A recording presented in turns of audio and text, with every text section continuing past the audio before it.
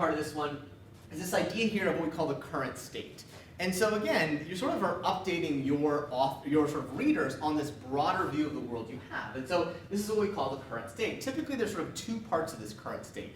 The first part is really you have to give them an understanding of the industry you're looking at or the sector you're looking at. If you're looking at mental health, if you're looking at dating like Matthew, the gaming industry, horsing industry, whatever it is, you have to kind of help them understand it. How big is it? Who are some of the main players? Why does it matter? So again, tell us what this thing looks like. And then tied into that is this idea that we talked about of the tension. Now, the core thing of this tension, sorry, everyone thinks, Shooty thinks.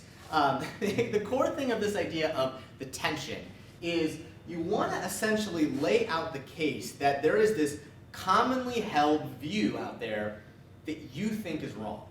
There's this commonly held view. And as I told you about a couple weeks ago, this idea of the tension is something that might be the most important thing that you have to figure out for your book.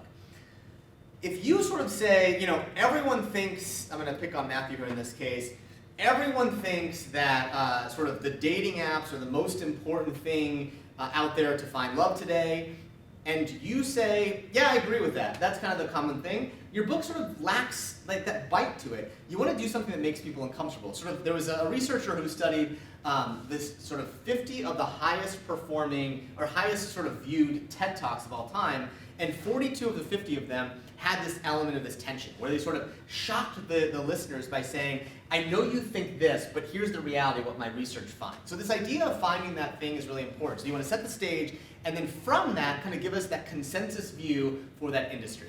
Again, you'll play around with it, but make sure you have something that, again, everyone believes, which means nearly everyone believes, and you're going to show us why that sort of thing is wrong. So a couple examples here that I'll leave for you in the slides a little bit. This idea here of using some data, this is from a woman named Catherine Shortsleeve, where she talks about this idea of female CEOs and the idea that there's actually more people, I think the names are, there's more men named Richard, Jack, and John that are CEOs of Fortune 500 companies than women, right? And so she, again, sort of uses this as a data point to give us that one, so we understand it very clearly in that way.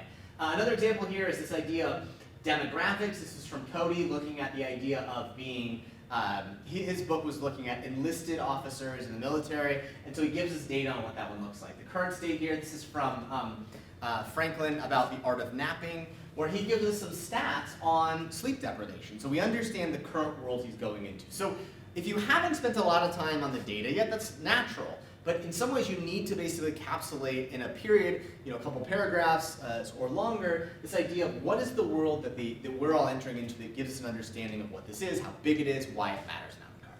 And from there, again, I think the core thing to understand is that you have to make that broader case in these sorts of things. So this idea here of this sort of the current views associated with that one are kind of what's coming.